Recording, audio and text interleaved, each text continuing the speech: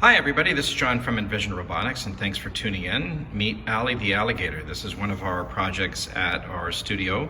We created this so that we could help kids learn a little bit about alligators and crocodiles.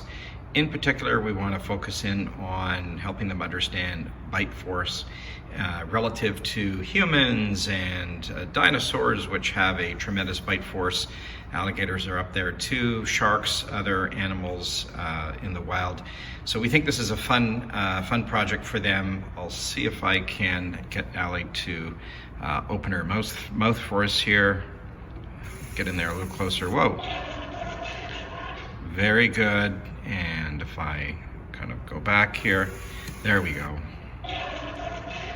Ali will shut her mouth. So it's also, from a coding perspective, a great way to introduce kids to the use of sensors.